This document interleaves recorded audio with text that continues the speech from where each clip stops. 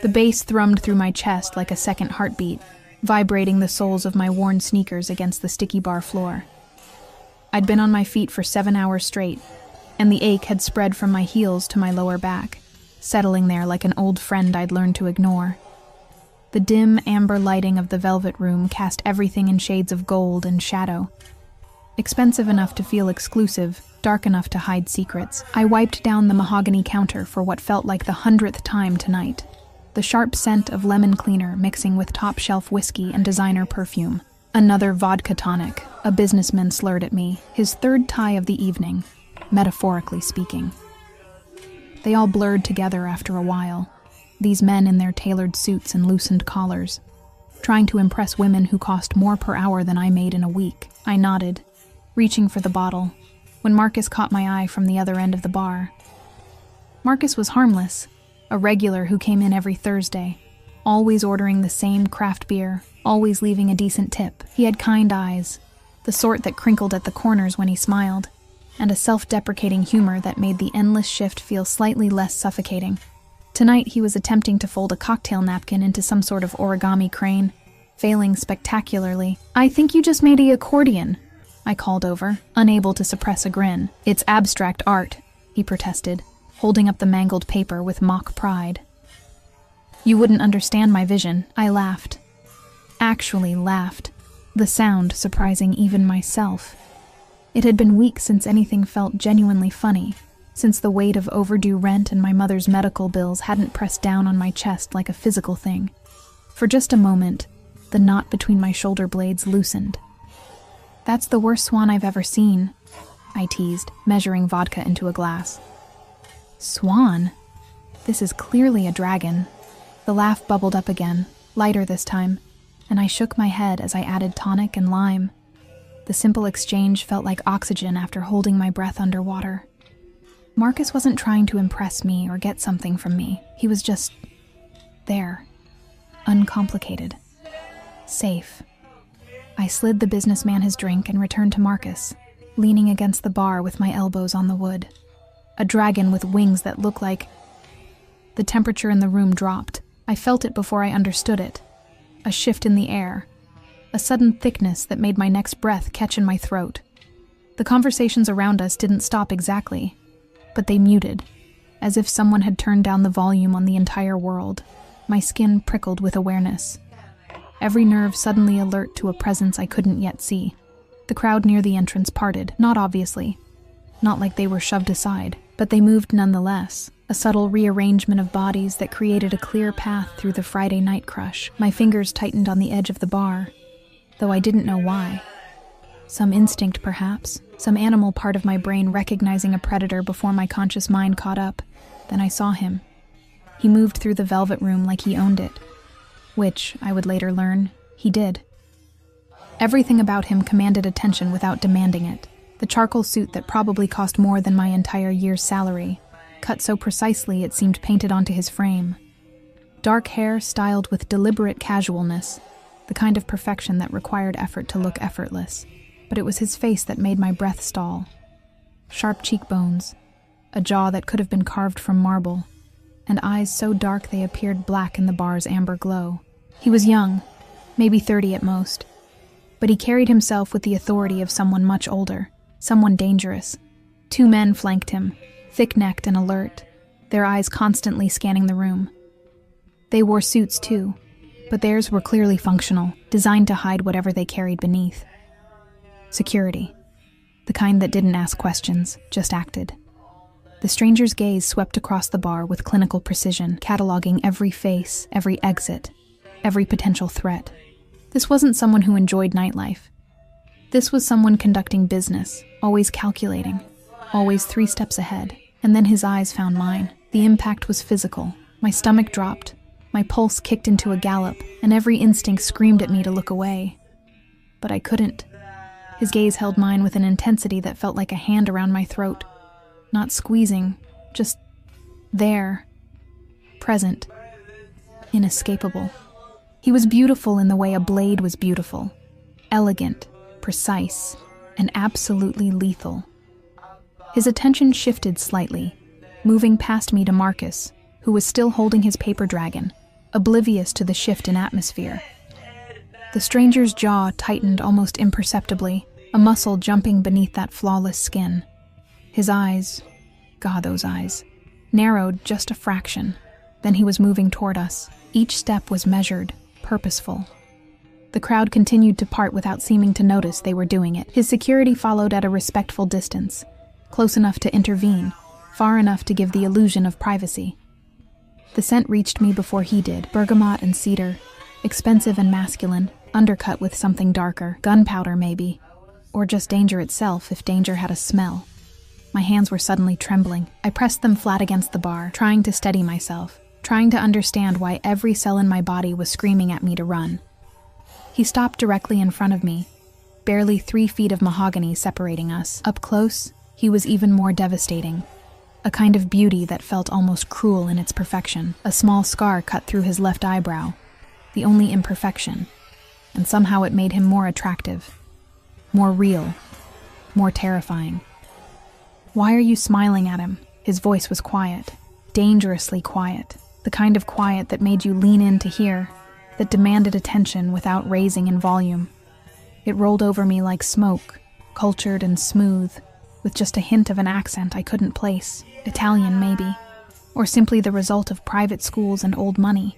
But it was the words themselves that made my blood run cold. Not, "Can I get a drink?" Not, "Are you busy?" Just straight to an accusation wrapped in a question, delivered with the casual certainty of someone who expected answers, someone who wasn't used to being denied anything. I blinked, my mind scrambling to catch up. What? His gaze hadn't left my face. He didn't blink, didn't look away, just studied me with an intensity that made my skin flush. "You were smiling at him," he repeated, each word precisely enunciated. He tilted his head slightly toward Marcus, though his eyes never wavered from mine. Why? The possessiveness in his tone was unmistakable, but that was insane. I'd never seen this man before in my life. I would have remembered, God knows I would have remembered, someone who looked like him, who moved like him, who made the air itself feel heavier with his presence. He's just a customer, I managed, hating how small my voice sounded. We were talking. I was being friendly. It's part of the job. Something flickered in those dark eyes. Not anger, exactly. Something more complex, more dangerous. Friendly, he repeated as if tasting the word, as if he found it lacking. One of his guards shifted slightly, and I caught the unmistakable bulge of a shoulder holster beneath his jacket. My mouth went dry. This wasn't just some jealous boyfriend or territorial regular. This was something else entirely, something that made the hair on the back of my neck stand up.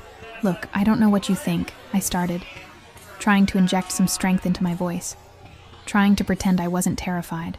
"You don't know me," he interrupted, his tone still soft, still devastatingly calm. "But I know you, Arya." My name in his mouth felt like an invasion, like he'd reached inside my chest and wrapped his hand around my heart. Because I hadn't told him my name, hadn't said a word about who I was. He'd known before he walked over here. He'd known before he even entered the bar. The room tilted slightly. I gripped the bar harder, my knuckles going white. "How do you work here 5 nights a week," he continued, as if I hadn't spoken. "Tuesday through Saturday, 6 p.m. to 2 a.m. You live in a 1-bedroom apartment in Riverside, 3rd floor, corner unit.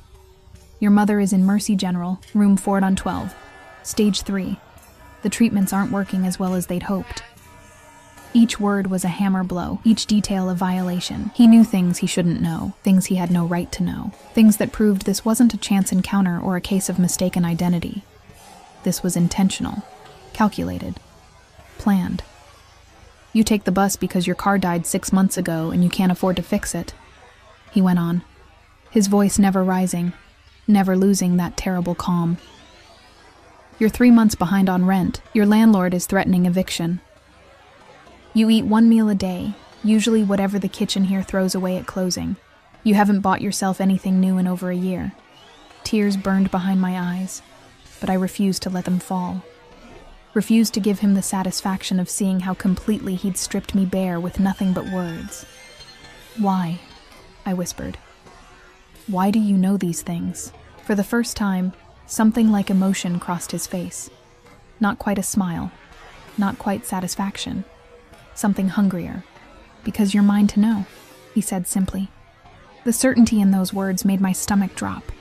Not a question. Not a request. A statement of fact, delivered as if he were commenting on the weather. I don't even know you, I breathed. Dante Caruso. He said it like I should recognize it, like the name itself should mean something. It didn't, or it shouldn't have. But somewhere in the back of my mind, a warning bell was ringing. I'd heard that name before, whispered in the shadows of the bar, mentioned in news reports I'd half listened to while getting ready for work. Caruso. The name connected to rumors of organized crime, of territory wars, of people who disappeared when they crossed the wrong lines. My legs felt weak. I need you to leave. No, he said calmly. You need me to stay. You just don't know it yet. Marcus, bless him, had finally noticed something was wrong. He'd set down his paper dragon and was looking between us with growing concern. Arya? Everything okay? Dante's head turned, slowly, deliberately, to face Marcus. He didn't say a word. He didn't have to. Whatever Marcus saw in his face made the color drain from his cheeks. He stood up so quickly his bar stool scraped against the floor, threw a 20 on the bar, and walked away without another word. Just like that. A regular customer, someone I'd laughed with moments ago, erased from the interaction by nothing more than a look. The power in that terrified me. Dante turned back to me, and now there was something almost like satisfaction in his expression. Better. You can't just... My voice cracked. I swallowed hard, tried again. You can't just come in here and I can do anything I want, he interrupted. And the scary thing was, he wasn't bragging. He was stating a fact. But what I want right now is very simple. I want you to stop smiling at other men. I want you to finish your shift, and I want you to come with me when you're done. I'm not going anywhere with you. Yes, he said, leaning forward slightly, his hands flat on the bar between us. Close enough that I could feel the heat radiating from his body, could see the flecks of gold in those impossibly dark eyes. You are... Because your mother's treatment isn't covered by insurance anymore. Because your landlord called your employer today to verify your employment. Because you're drowning, Arya, and I'm offering you a life raft. I don't need your help. Everyone needs help, he countered. The question is whether you're smart enough to take it when it's offered. My phone buzzed in my apron pocket. Without thinking, I pulled it out. A text from Mercy General. Payment required for continued treatment. Please contact billing immediately. When I looked back up, Dante was watching me with that same unsettling intensity. He'd known, somehow, he'd known the text was coming. Had probably arranged for it to come right now, at this exact moment, when I was already off balance and afraid. What do you want from me? I asked. And I hated how defeated I sounded. His expression softened, just barely. Just enough to make him look almost human. Almost. Everything, he said quietly. But we'll start with dinner. Tomorrow night. 7 o'clock, I'll send a car. And if I say no? He straightened, buttoning his suit jacket with practiced ease. You won't. Then he was moving away, his security falling into step around him. The crowd seemed to exhale collectively as he passed through it, heading toward a private booth in the back where men in expensive suits waited. Business. This entire encounter had been a detour in his evening, barely worth his time. Yet somehow it had tilted my entire world on its axis. I stood there, gripping the bar, my heart hammering so hard I could feel it in my throat. My hands shook as I tried to pour myself water, the glass rattling against the pitcher. What had just happened? Who was Dante Caruso, really? And why in God's name had he decided I belonged to him? My phone buzzed again. Not a text this time. A bank notification. A deposit. $50,000. I nearly dropped the glass, scrolled up to check the sender, anonymous transfer. But I knew. Of course I knew. The message that followed was simple. For your mother. No strings attached. But I'll still see you tomorrow at 7. No strings attached. The biggest lie I'd ever been told, wrapped up in the prettiest bow. Because men like Dante Caruso didn't do anything without strings. and I had just felt the first one wrap around my wrist, soft as silk and strong as steel. I didn't sleep that night. How could I? Every time I closed my eyes, I saw him, Dante Caruso, with his predator's gaze and that voice like smoke and whiskey, telling me I belonged to him as if it were the most natural thing in the world. The $50,000 sat in my account like a bomb waiting to detonate, and I'd stared at my phone screen until the numbers blurred, trying to convince myself to send it back. But I didn't. Because at 6:30 that morning, my mother's nurse called to tell me they'd scheduled her for the new treatment protocol, the one her doctor had recommended months ago. The one insurance had denied, the one that might actually work. Someone took care of the payment, Nurse Sharon said, her voice warm with relief. An anonymous donor. Your mother's going to get the help she needs, sweetheart. I'd sat on the edge of my bed in my threadbare pajamas, surrounded by the peeling wallpaper and water-stained ceiling of my corner apartment, and cried. Not pretty tears, ugly, gasping sobs that came from somewhere deep in my chest, where I'd been holding back the fear for so long it had calcified into something hard and permanent. He'd bought me. That's what the money meant. Dante Caruso had looked at my life, identified the exact pressure point that would make me crumble, and pressed down with surgical precision. And the worst part? It had worked. By the time 7 o'clock rolled around the next evening, I'd convinced myself a dozen times to stand him up. I'd typed out messages I never sent. I can't do this. Leave me alone. I'll pay you back. Each one deleted before I could hit send, because we both knew I couldn't pay him back, not in this lifetime.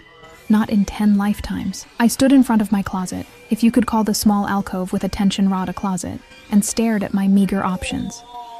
Everything I owned was cheap, worn, bought from discount stores or thrift shops.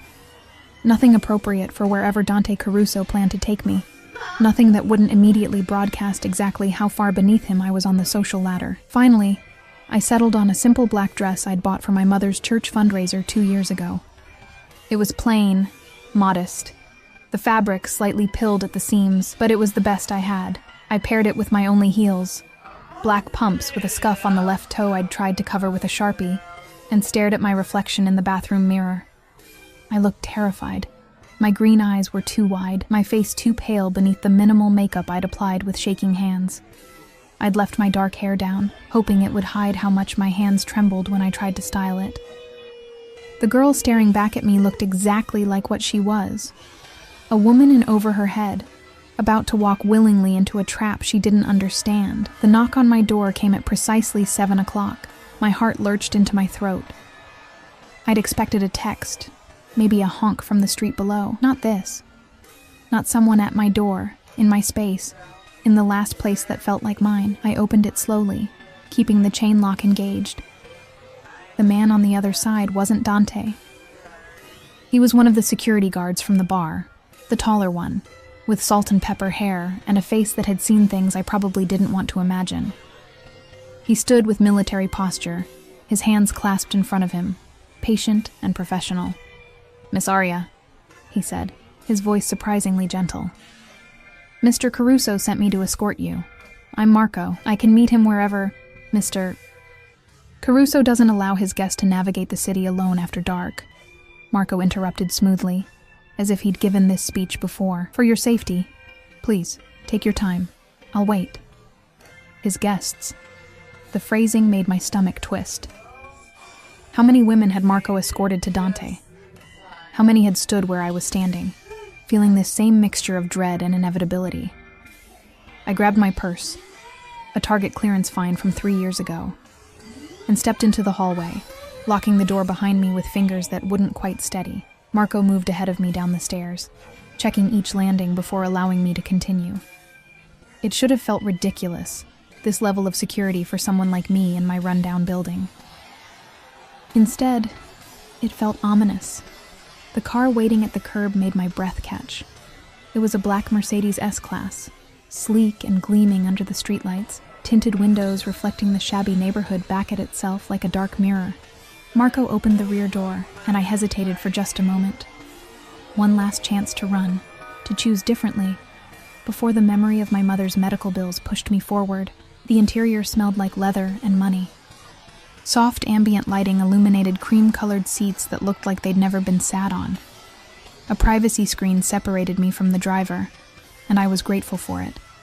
I didn't want to see another face, another person who worked for Dante and knew exactly what I was walking into.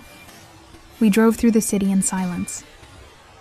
I watched my neighborhood disappear outside the window, the bodega where I bought discount groceries, the laundromat where I spent Sunday mornings, the bus stop where I waited in rain and snow, all of it falling away as we moved into areas I'd only ever seen in magazines. Tree-lined streets, historic brownstones, restaurants with valet parking and waiting lists measured in months. We stopped in front of a building that didn't advertise itself. No sign, no crowd, just a discreet entrance with a doorman who opened my car door before Marco could. "Miss," the doorman said, offering his gloved hand. I took it, stepping out onto a sidewalk that probably cost more per square foot than my entire apartment. The building facade was understated elegance. Old brick, iron railings, gas lamps that cast warm pools of light. Through the glass doors, I could see marble floors and crystal chandeliers. Marco guided me inside with a hand that never quite touched my back, just hovered there, a reminder of his presence. The lobby was hushed, temperature controlled, smelling of lilies and expensive candles. My cheap heels clicked too loudly against the marble, announcing my intrusion into this world where I didn't belong. We rode an elevator to the top floor. Of course it was the top floor, and my ears popped with the altitude. When the doors opened, they revealed a private foyer with only one door. Marco pressed the doorbell, and I fought the urge to run back into the elevator. The door opened. Dante stood framed in the doorway, and the sight of him stole whatever composure I'd managed to scrape together. He'd traded the suit for something slightly less formal, but no less expensive. Charcoal slacks and a white shirt with the sleeves rolled to his elbows, revealing forearms corded with muscle and decorated with what looked like the edge of a tattoo. His dark hair was slightly mussed, as if he'd run his fingers through it, and those devastating eyes locked onto me with an intensity that made my knees weak. "Aria," he said, my name a greeting and a claim all at once. "You came." Did I have a choice? The words came out sharper than I'd intended. A flash of defiance I couldn't quite suppress. Something flickered in his expression, approval maybe, or amusement. "There's always a choice," he said quietly. "You're here because you chose to be. Remember that." He stepped aside, and I moved past him into the apartment, hyper-aware of how close we were in the doorway, how the bergamot and cedar scent of him surrounded me. Marco didn't follow. The door closed behind me, with a soft click that sounded like a cell door locking.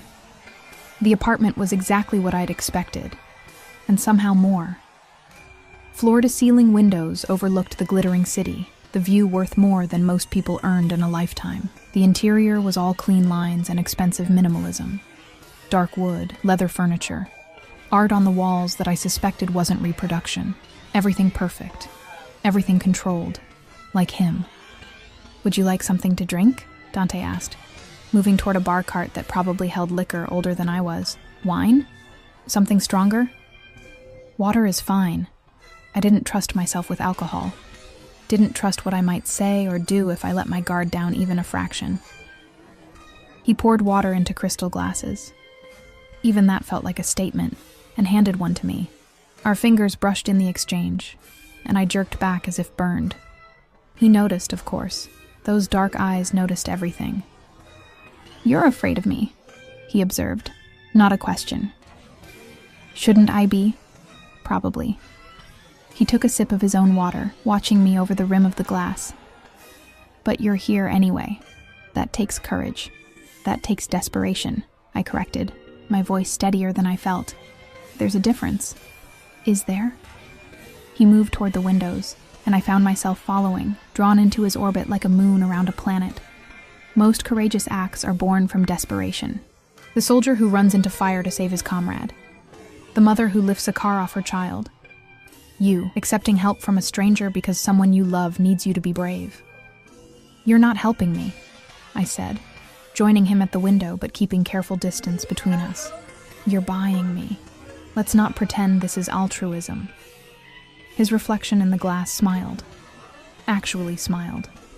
and it transformed his face from beautiful to breathtaking. "I like that you're not stupid," he said. "Most people in your position would play grateful. They'd simper and thank me and pretend they don't understand exactly what this is. And what is this, exactly?" He turned to face me fully, and suddenly the distance I'd maintained felt inadequate. He wasn't touching me, but I felt trapped anyway, pinned by the weight of his attention. "This is me giving you what you need in return. You give me what I want, which is you. Simple, direct, devastating. Your time, your company, your attention when I require it.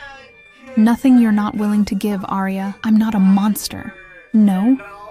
I challenged, forcing myself to meet his gaze, because monitoring my bank account, learning my schedule, knowing where my mother is being treated, that sounds pretty monstrous to me. "That sounds like due diligence," he countered. "I don't invest in things I haven't researched. And make no mistake, you are an investment." The words should have made me angry. Should have sent me running for the door. Instead, they just made me tired. "Why me?" I asked, and I hated how small my voice sounded. "I'm nobody. I work in a bar. I can barely afford to eat. What could you possibly want with someone like me?" His hand came up, and I froze as he brushed a strand of hair behind my ear. The touch was gentle, almost tender, and that made it more frightening than if he'd grabbed me.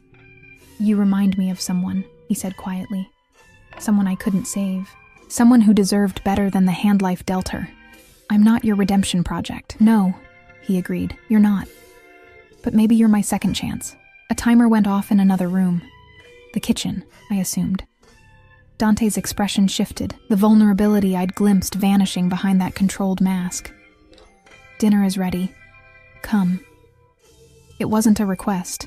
The dining room was intimate, a table set for two near another wall of windows, candles flickering in crystal holders, food already plated in portions that looked like art. He pulled out my chair with the practiced courtesy of someone raised with old-world manners, then took his own seat across from me. I stared at the plate, some kind of pasta with seafood. The presentation so perfect I felt guilty disturbing it. "You cooked this?" I asked, unable to hide my surprise. "I did." He picked up his fork, completely at ease. "I don't trust people in my personal space. Not with food, not with anything that matters. You learn to be self-sufficient in my line of work. And what exactly is your line of work?" His eyes met mine over the candlelight, dark and unreadable. "Import-export," he said with a slight smile that told me he knew I didn't believe him. "Family business, very traditional." "Traditional," I repeated, taking a small bite of pasta that melted on my tongue despite my nerves. "Is that what we're calling it? What do you think we should call it?" "I think," I said carefully, setting down my fork, "that men with armed guards and private apartments and the resources to drop $50,000 without blinking aren't usually importing legitimate goods." "You're right," he said, surprising me with his honesty. "I'm not. But knowing that doesn't change your situation, does it? Your mother still needs treatment. Your landlord still wants his money. You still need help that no one else is offering. So I should just accept it? Accept you? Accept whatever this arrangement is?" "Yes." He leaned back in his chair, studying me with that unnerving intensity. "Because the alternative is watching your mother die while you work yourself into an early grave trying to save her. And for what? Pride? Principles? Those things don't keep people alive, Arya. Money does. Power does. And right now, I have both." I wanted to argue. Wanted to tell him he was wrong, that there were things more important than survival at any cost, but the words stuck in my throat because he wasn't wrong. Not really. I'd been drowning for months, and he'd thrown me a rope. That the rope had thorns didn't make it any less necessary. "What happens after dinner?" I asked instead. "I take you home," he said simply. "Marco drives you back to your apartment. You go to work tomorrow at the bar, same as always. The only difference is that now, when I come in, you smile at me instead of other men. You save your attention for someone who's earned it. By paying for it.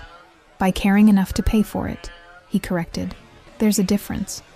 We ate in loaded silence after that, The clink of silverware against china, the only sound besides the muted city noise filtering through the windows. The food was incredible, clearly expensive ingredients prepared with skill, but I could barely taste it. My mind was too busy trying to understand the man across from me, trying to find the angle, the trap, the moment when the other shoe would drop. "You keep waiting for me to hurt you," Dante observed, setting down his wine glass. "I can see it in your eyes. Every time I move, you flinch. Every time I speak, you brace yourself. Can you blame me?" "No." He stood, moving around the table with that predatory grace, and I forced myself not to shrink back as he stopped beside my chair. "But I need you to understand something, Arya. I don't hurt what's mine. I protect it. Jealously. Viciously. No one touches what belongs to me. Not without consequences." He leaned down, his hands bracing on the arms of my chair, caging me without touching me. This close, I could see the gold flecks in his dark eyes, could feel the heat radiating from his body, could smell the cedar and danger that clung to him like a second skin. "And you are mine now," he whispered, his breath warm against my ear, "whether you've accepted it yet or not. The moment I saw you laughing at that bar, smiling at someone who didn't deserve the gift of your attention, that was the moment you became mine. Do you understand? I should have said no, should have pushed him away, should have run. Instead, I heard myself whisper, yes." His smile was small, satisfied, and absolutely terrifying in its possessiveness. "Good girl." Then he straightened, offering his hand. "Come. I'll show you the view from the balcony before Marco takes you home." I took his hand. God help me. I took his hand and let him lead me deeper into the beautiful cage he was building around me, one expensive gesture at a time. The next 2 weeks passed in a blur of contradictions that left me feeling like I was living two separate lives. By day, or rather by night, I was still just Arya, still pulling shifts at the Velvet Room, still pouring drinks and wiping down tables, still taking the bus home in the early morning hours with aching feet and the smell of spilled liquor clinging to my clothes. My coworkers noticed nothing different. My regulars still ordered their usual drinks. The world kept spinning as if nothing fundamental had shifted, but it had, because now 3 or 4 times a week, Dante came to the bar. He never announced himself, didn't need to. I always felt him before I saw him. That electric shift in the atmosphere, the way conversations seemed to lower in volume, the instinctive parting of the crowd. He'd take the same corner booth, the one with a clear view of all the exits, and his security would flank the entrance while he sat with his back to the wall, watching me work, just watching. It should have been creepy, should have made my skin crawl the way other men's stares sometimes did, hungry and entitled and demanding. But Dante's attention felt different, heavier, like he was cataloging every movement I made, every smile I gave to a customer, every word I exchanged with my coworkers, measuring them, weighing them, deciding if they deserved even that small piece of me, and God help anyone who got too friendly. Marcus never came back. Neither did Tom, the investment banker who used to chat about the stock market while nursing his scotch. Or David, the artist who'd once asked if he could sketch me during my break. They all just disappeared from my life, replaced by customers who kept their eyes down, and their interactions brief whenever Dante was in the building. The other bartender, Jenny, noticed. "What's with the suit in the corner?" she asked one night during a lull, jerking her chin toward Dante's booth. "He's here like every other day, just staring at you.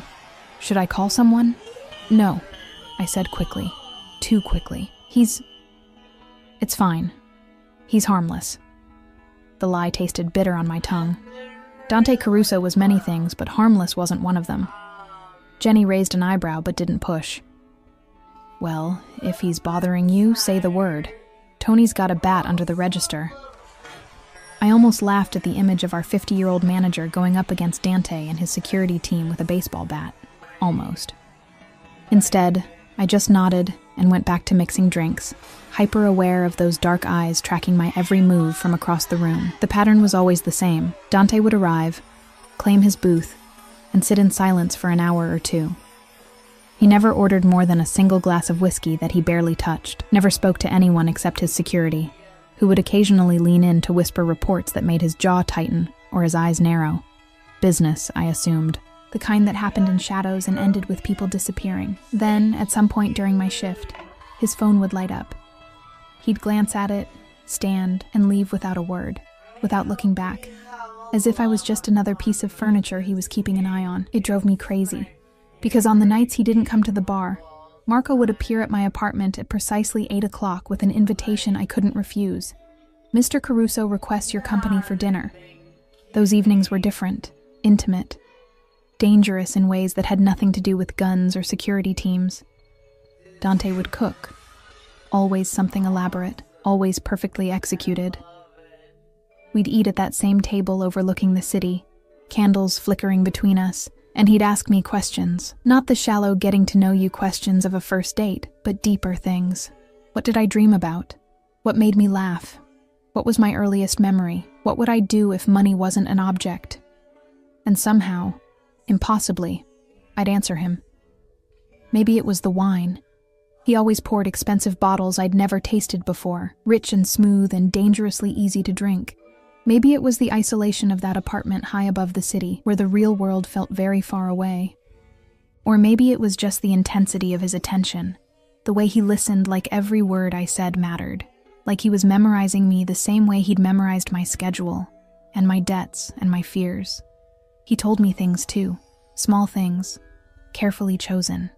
He'd grown up in Italy, moved to the States when he was 12 after his father died. He had a younger sister he hadn't spoken to in 5 years. He hated seafood but cooked it anyway because the challenge interested him. He'd learned to shoot when he was 8 years old. That last one made me go quiet, my wine glass frozen halfway to my lips. "Does that scare you?" he'd asked, watching me with those unreadable dark eyes across the candlelight. "Yes," I'd admitted, because lying to Dante felt pointless. He always seemed to know the truth anyway. "Good," he'd said. "Fear keeps you careful.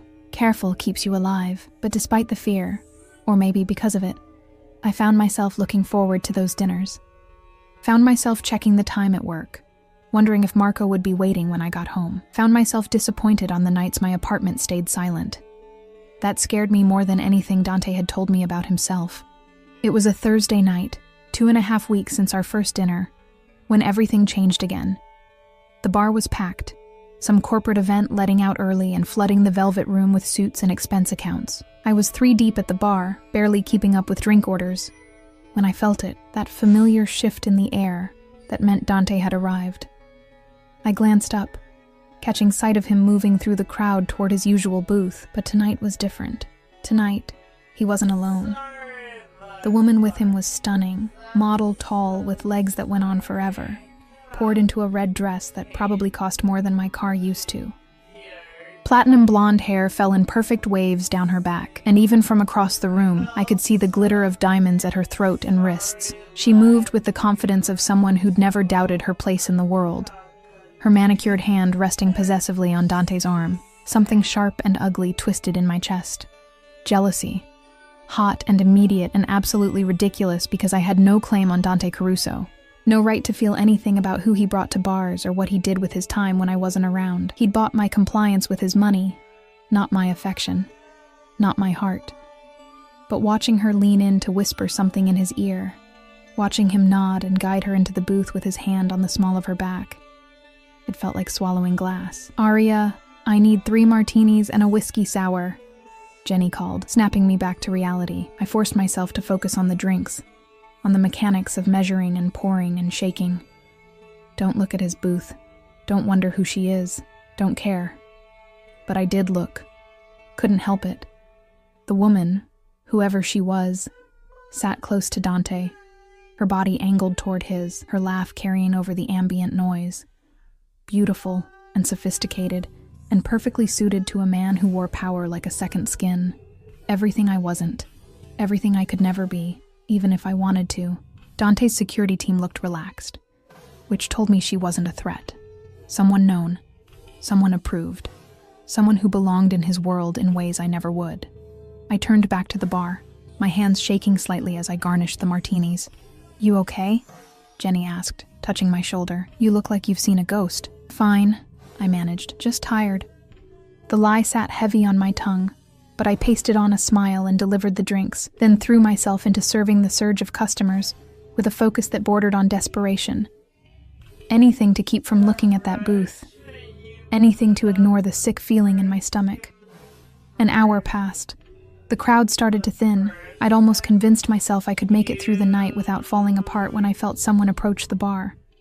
Not Dante. The woman. Up close, she was even more beautiful. The kind of beautiful that came from expensive salons and personal trainers and dermatologists on speed dial. Her makeup was flawless, her perfume subtle and clearly designer.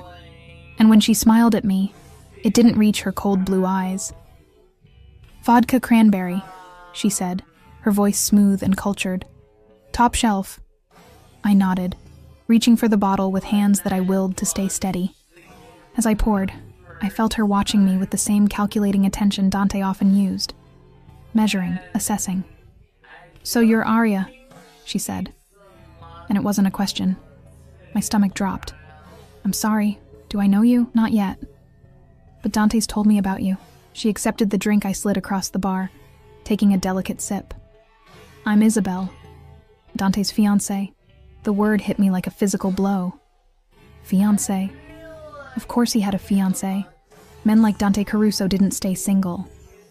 They had beautiful, appropriate women waiting for them, women who understood their world and could navigate it without drowning.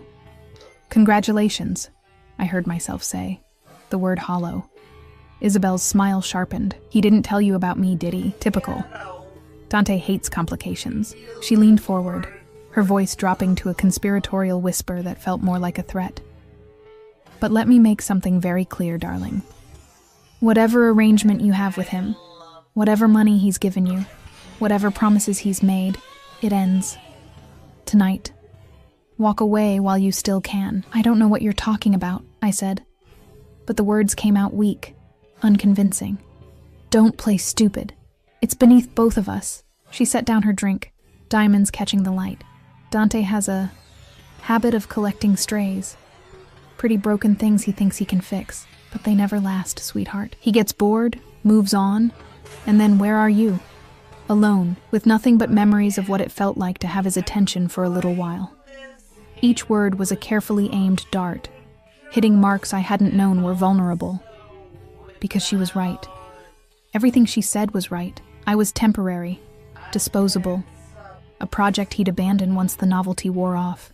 "I should get back to work," I managed, my throat tight. "Good girl." Isabel picked up her drink, turning to leave. Then she paused, glancing back over her shoulder. "Oh, and Arya. If you're smart, you'll take whatever money he's given you and disappear. Because Dante Caruso doesn't share, and neither do I." She walked back to the booth, sliding in next to Dante with a familiarity that spoke of years, not weeks.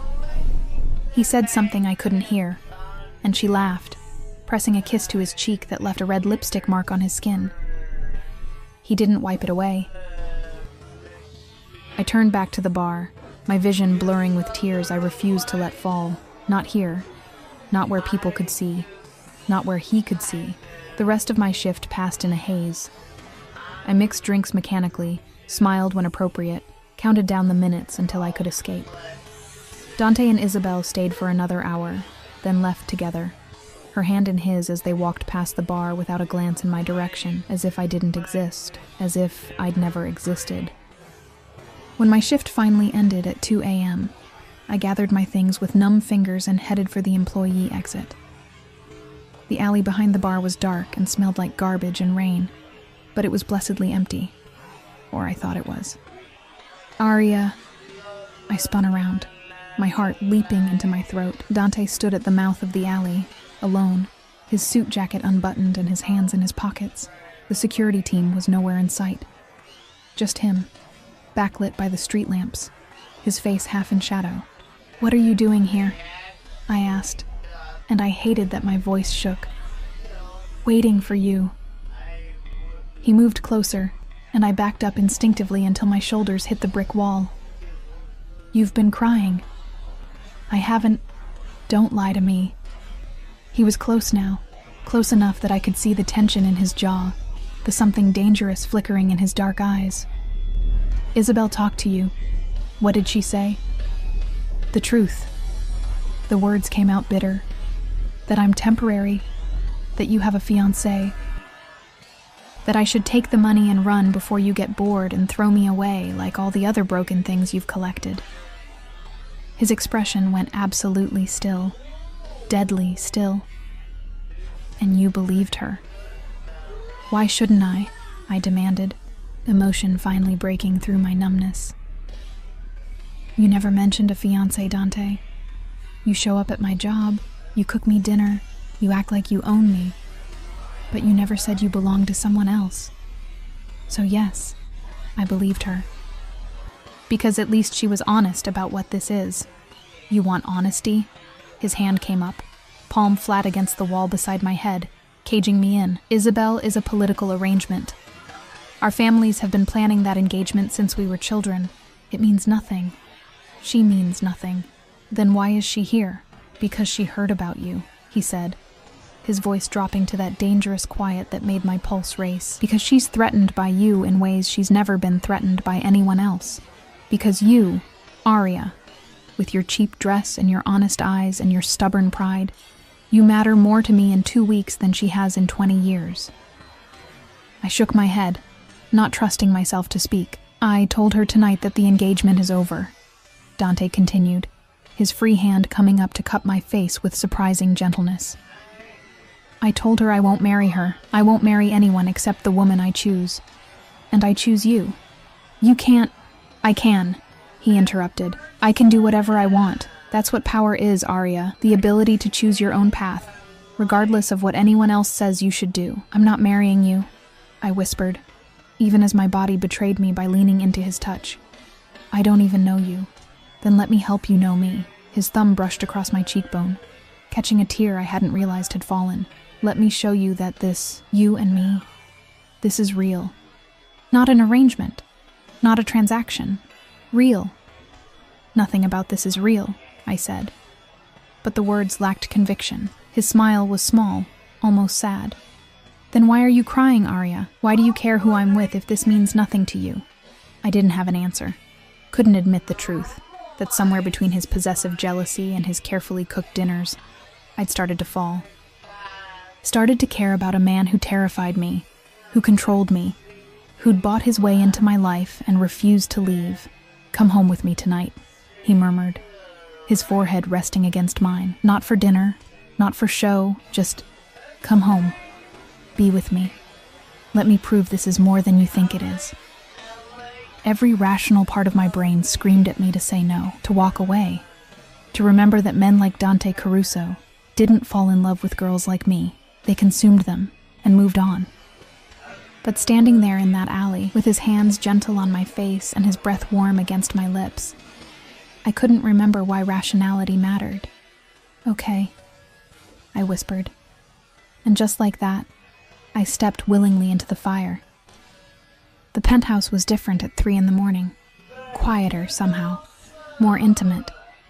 The city lights beyond the windows had dimmed to scattered gold against black velvet, and the silence felt thick enough to touch. Dante moved through the space with familiar ease, shrugging out of his suit jacket and draping it over a chair, loosening his tie with one hand while the other held mine, gently, as if I might bolt at any moment. Maybe I should have.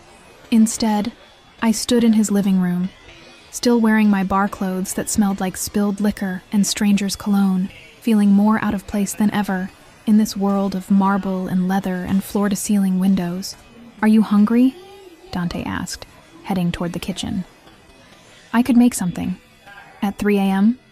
He glanced back, and there was something almost boyish in his slight smile. "I don't sleep much. Occupational hazard. Food helps." I followed him into the kitchen, all stainless steel and black granite, probably bigger than my entire apartment. He moved with surprising comfort here, pulling ingredients from the refrigerator with the ease of someone who actually used this space regularly, not just for show. "Sit," he said, nodding toward the island bar stools.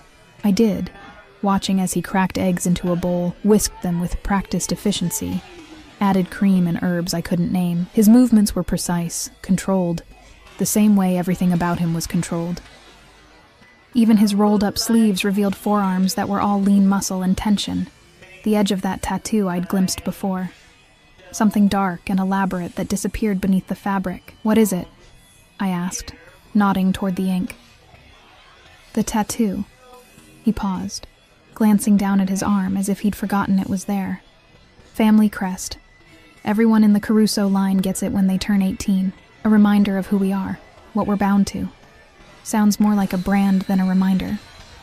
His eyes met mine, dark and unreadable. "Maybe it is.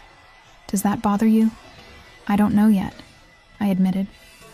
"Everything about you bothers me, and nothing about you bothers me enough to leave." Something flickered across his face. Surprise, maybe, or satisfaction.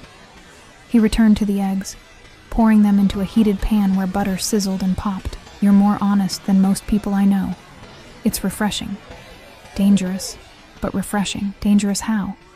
"Honesty invites honesty, and there are things about my life you're better off not knowing." He plated the omelet with the same precision he did everything else, adding toast and fruit with an artist's attention to presentation. Then he slid it in front of me along with silverware that probably cost more than my monthly rent. "Eat. You barely touched dinner earlier." I hadn't realized he'd noticed, but of course he had. Dante noticed everything. The omelet was perfect, fluffy and rich and flavored with herbs that tasted expensive. I ate slowly, hyper-aware of him watching me, of the intimacy of this moment. Just the two of us in his kitchen in the dead of night, sharing food in silence, and something that felt dangerously close to domesticity. "Tell me about Isabel," I said finally, setting down my fork. "The real story, not the version you gave me in the alley." Dante leaned against the counter, arms crossed over his chest. In the kitchen's softer lighting, with his tie gone and his shirt wrinkled, he looked younger, more human. "Our families arranged it when we were children. Her father controls the ports in New York. My family controls distribution.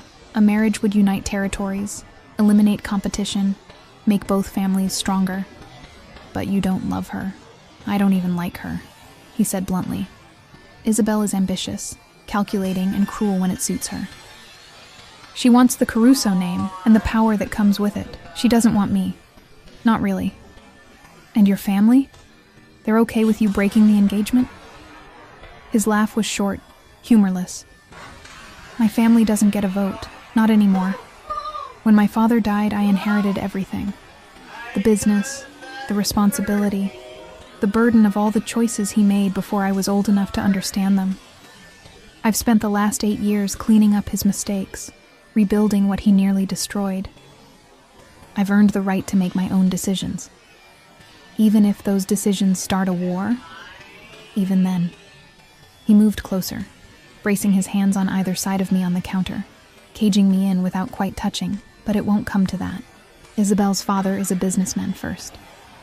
He'll be angry, but he'll adjust, find another alliance, another marriage to cement his power.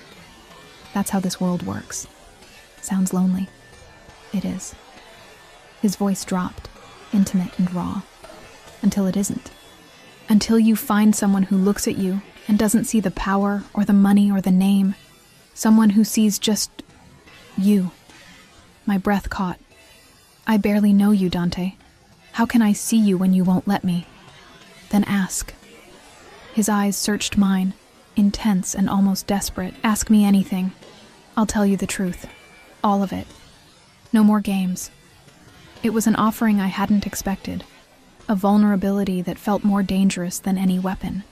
I swallowed hard, choosing my words carefully. "The night we met, at the bar, you said I was yours, that you'd decided it the moment you saw me.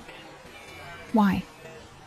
He was quiet for a long moment, his jaw working like he was trying to decide how much to reveal. Finally, he reached out and traced the curve of my cheekbone with one finger, the touch achingly gentle. "You were laughing," he said softly. "Really laughing, not the fake laugh people use when they're trying to impress someone or get something. And for just a second, you looked free, happy, like the weight of the world wasn't crushing you." His hand dropped. "My mother used to laugh like that before my father's choices destroyed her. before the life we lead took everything good about her and ground it down to nothing. Understanding hit me like a freight train. I remind you of her. No. His voice was fierce.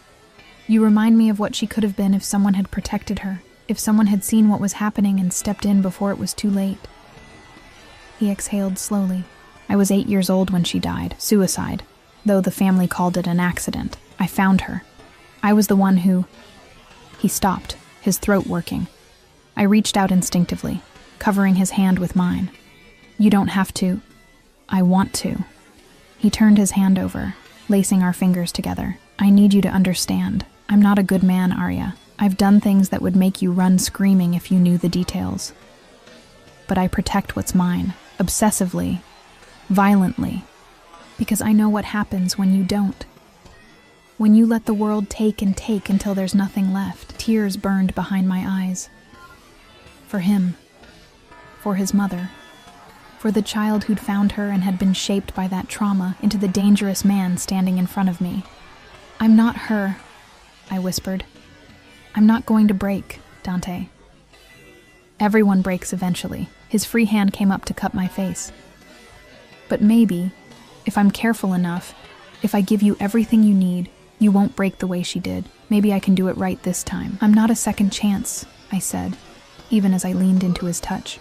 I'm just me, broken in my own ways, drowning in my own problems. You can't save me and redeem yourself at the same time. Watch me.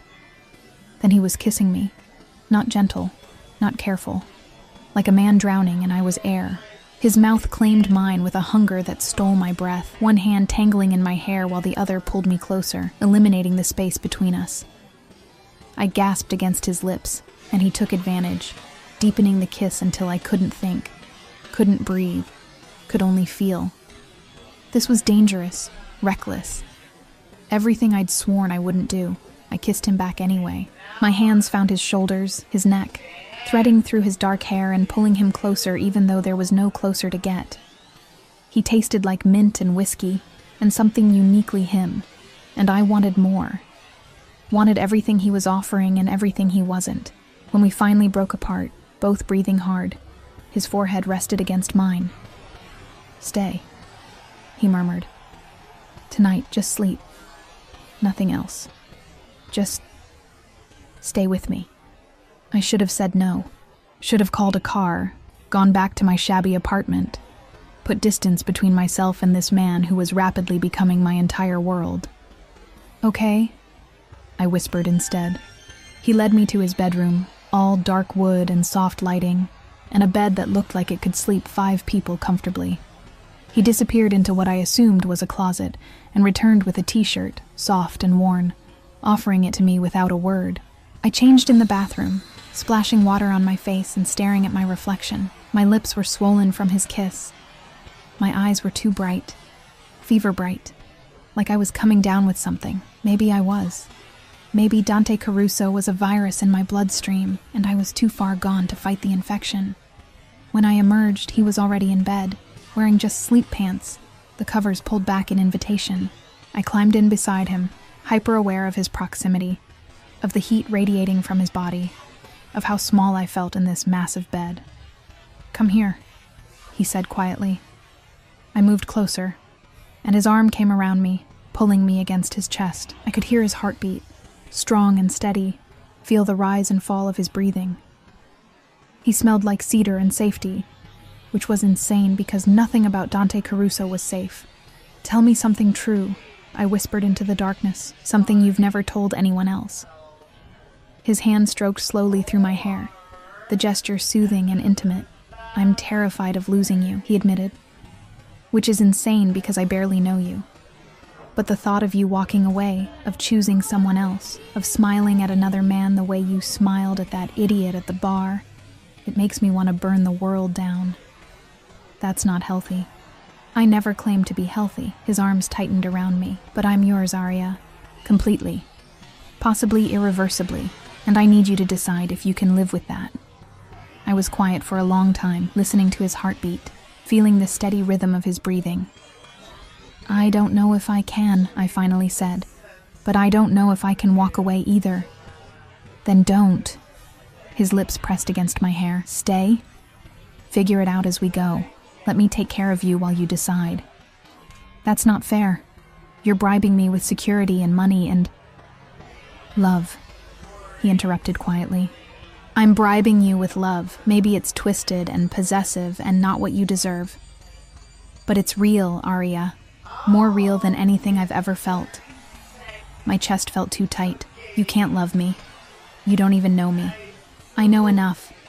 I know you take extra shifts to pay for your mother's treatment. I know you cry in the bathroom at work when you think no one's listening. I know you put everyone else's needs before your own until there's nothing left for yourself. I know you're strong and stubborn and so fucking beautiful it hurts to look at you sometimes. A tear slid down my cheek, absorbed by his t-shirt. This is crazy. Probably. His voice was drowsy now, sleep creeping in at the edges. But you're still here. That has to mean something. It did. I just wasn't ready to admit what. I closed my eyes, letting the warmth of his body and the security of his arms lull me toward sleep. Tomorrow, I'd worry about the consequences. Tomorrow, I'd figure out what I was doing with a Mafia boss who'd decided I belonged to him.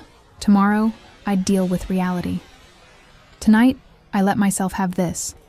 The fantasy of being protected, cherished, chosen, even if it was built on a foundation of danger and obsession and beautiful lies. Even if I was falling in love with a man who might destroy me, even if part of me wanted him to. I woke to sunlight streaming through floor-to-ceiling windows and the smell of coffee. For a disoriented moment, I didn't know where I was. The bed was too soft, the sheets too expensive, the room too bright. Then memory crashed back. Dante. The kiss, his confession in the darkness, falling asleep in his arms while my rational mind screamed warnings I'd chosen to ignore. I sat up quickly, heart pounding, and found myself alone in the massive bed. The space beside me was cool, the indent of his body the only evidence he'd been there at all. Voices drifted from somewhere in the apartment, low, serious, speaking rapid Italian that I couldn't understand. I climbed out of bed, still wearing his t-shirt, and padded barefoot toward the sound. The hallway opened into the living room where Dante stood by the windows, phone pressed to his ear, his free hand gesturing sharply as he spoke. He'd dressed in dark slacks and a crisp white shirt, looking every inch the dangerous businessman I'd first encountered at the bar. But when his eyes landed on me, everything about him softened. He said something quick into the phone, then ended the call, crossing the room in 3 long strides. You're awake.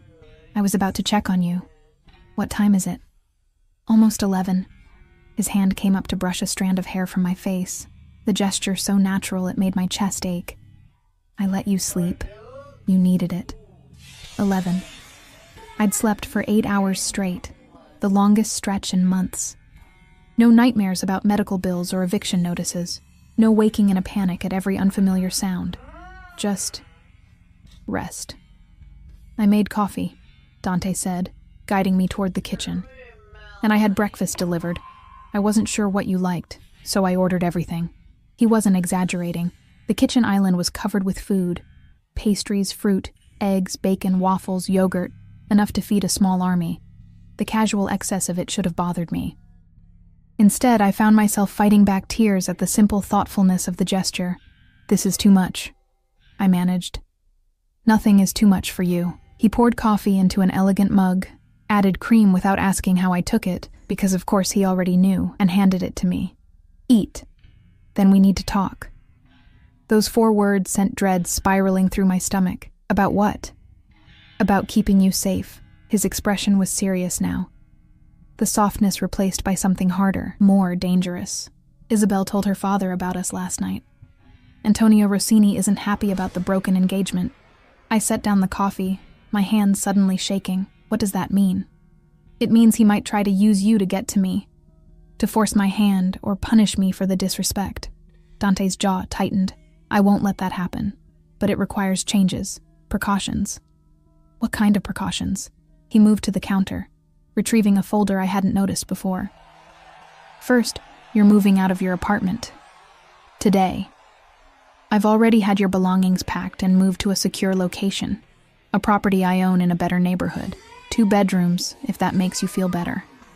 Your own space within mine. You packed my apartment without asking me? I sent people I trust, Everything you own is safe, inventoried, waiting for you. He opened the folder, spreading papers across the counter. Second, you're not going back to the Velvet Room. I've spoken with your manager. You're on indefinite paid leave. You can't just... I can, and I did. His voice was firm, brooking no argument. That bar is too public, too exposed. Anyone looking for leverage against me will start there. I won't risk it. Anger flared hot in my chest, cutting through the fear. So what am I supposed to do? Sit in some apartment you own, wearing clothes you bought, eating food you provide, like some kept woman?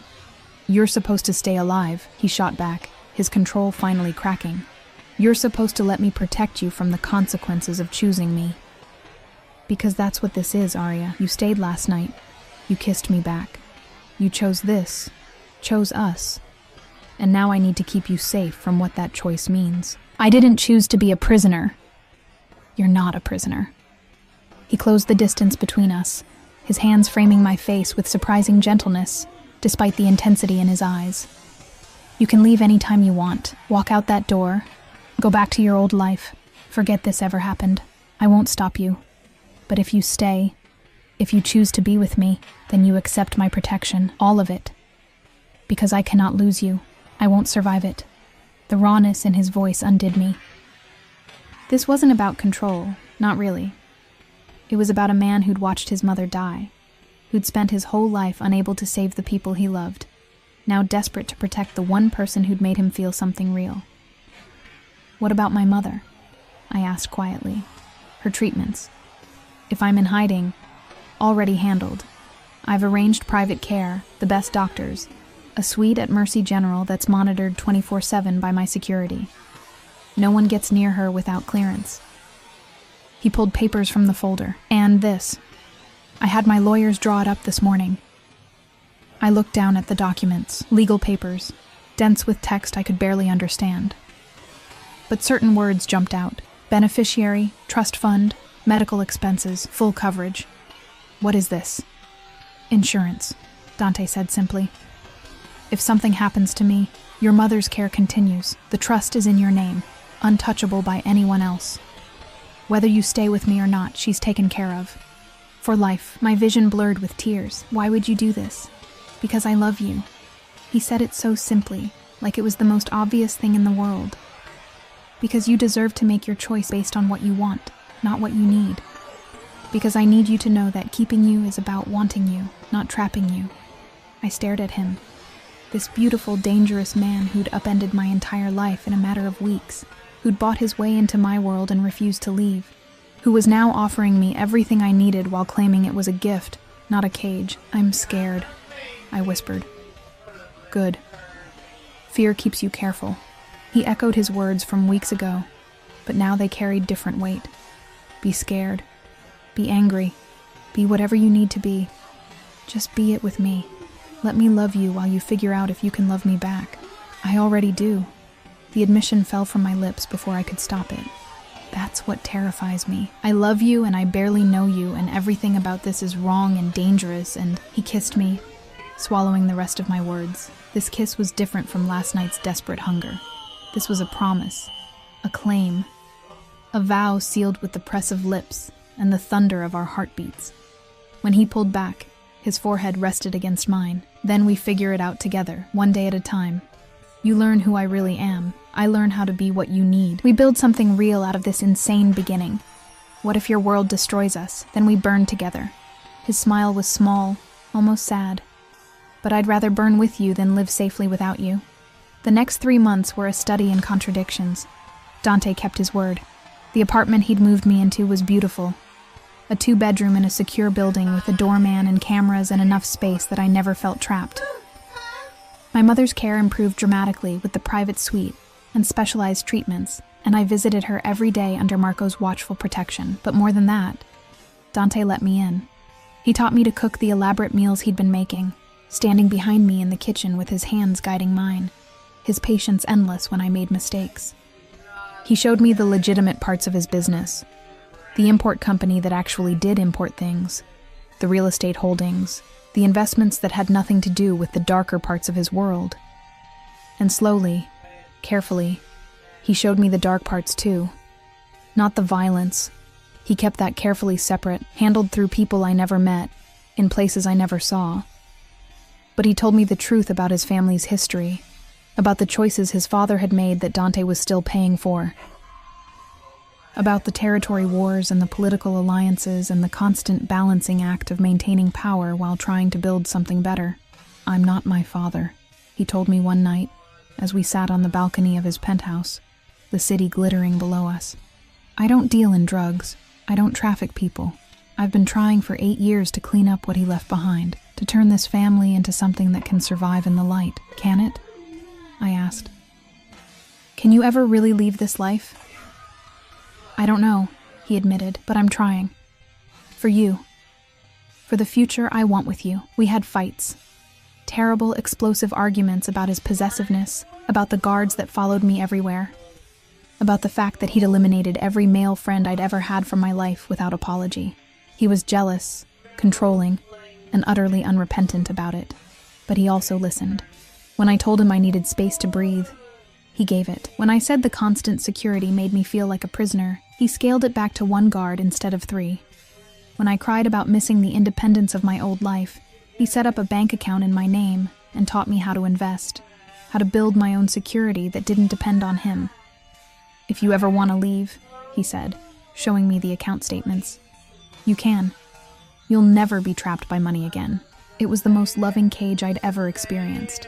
Antonio Rossini made his move 3 months after I'd moved into Dante's world. A car bomb in the parking garage of one of Dante's properties, targeting a vehicle we'd been scheduled to use. We survived only because Dante's paranoia meant he never followed routines, never took the same car twice in a row. The retaliation was swift and brutal. I didn't see it, didn't want to know the details. But Dante came home that night with blood on his shirt and something cold in his eyes that made me understand exactly how dangerous he really was. "It's done," was all he said. "Rossini won't be a problem anymore." I should have been horrified, should have packed my bags and run. Instead, I held him while he showered, washing the evidence of violence down the drain, and understood that this was the price of loving Dante Caruso, the beautiful and the terrible, wrapped together so tightly they couldn't be separated. 6 months after that first night at the bar, Dante took me back to the Velvet Room, not to work, to celebrate. He'd bought the place, renovated it, transformed it into something that still had the same amber lighting and intimate atmosphere, but now felt safer, cleaner, better. Jenny still worked there, now as general manager with a salary that made her cry. Marcus had come back too, apologizing for running that first night, and we'd laughed about it over drinks while Dante watched with only mild jealousy. "I want you to have a choice," Dante said, standing with me at the bar where we'd first met. "You can work here if you want, manage it, or you can do something else entirely. Go to school, start a business, anything. I'll support whatever you choose." "What if I choose to just be with you?" I asked. "Is that allowed?" His smile was genuine, transforming his face from dangerous to devastating. "That's my first choice too, but you deserve more than just being someone's partner. You deserve your own dreams. Maybe my dream is building something with you," I said. "Something real. Something better than what came before." He pulled a small box from his pocket, and my breath caught, "Then build it with me. Officially. Permanently. Be my wife, Arya. Choose me every day for the rest of our lives." The ring was beautiful, a simple diamond that caught the light, elegant and understated and perfect. Nothing like the ostentatious jewelry Isabel had worn. This was chosen for me, for who I actually was, not who someone wanted me to be. "Yes," I whispered. And then louder. "Yes." He slid the ring onto my finger and kissed me there in the bar where this had all begun, where I'd been just a tired bartender and he'd been a dangerous stranger who'd decided I was his. The crowd around us cheered, Jenny and Marcus and all the people who'd watched our strange love story unfold, and for the first time in my life, I felt truly seen, truly chosen, truly home. We married quietly 6 months later in a small ceremony with just our closest people. My mother was there, healthy enough to walk me down the aisle in a wheelchair, crying happy tears. Dante's sister came too, reconciling with him after years of estrangement, telling me later that she'd never seen her brother so genuinely happy. The life we built wasn't easy. Dante's world remained dangerous, requiring constant vigilance and sacrifice. But he kept his promise. He protected what was his with fierce devotion. He loved me with an intensity that sometimes scared me and sometimes saved me. And slowly, together, we transformed his family's legacy into something we could both live with. On our first anniversary, Dante cooked the same meal he'd made that first night. The omelet at 3 a.m. when I'd been too scared and confused to understand what was happening between us. "Do you regret it?" he asked as we ate at the kitchen island, our fingers intertwined on the counter. Saying yes that night, letting me into your life, I looked at him. This beautiful, dangerous man who'd seen me drowning and decided to save me. Who'd loved me with such possessive devotion that I'd never felt alone again. And I smiled. "Not for a single second," I said truthfully. "You're the best mistake I ever made." His laugh was warm, genuine, the sound of a man who'd finally found something worth more than power, or money, or control. "And you're the only thing I ever got right." He leaned across the counter and kissed me. And in that kiss was everything we'd survived together. The fear and the danger, the obsession and the sacrifice, the beautiful cage that had become a home. We'd built something real from the ruins of 2 broken people. Something strong enough to withstand his world, and stubborn enough to last forever. Because that's what love was, I'd learned. Not the easy fairy tale version. The complicated, messy, sometimes terrifying reality of choosing someone every day despite the danger. Of being chosen in return with the kind of fierce devotion that refused to let go. Dante Caruso had walked into my life as a possessive stranger who decided I belonged to him. And somehow, impossibly, he'd been right. I did belong with him. And he belonged with me. Forever had never sounded so perfectly dangerous.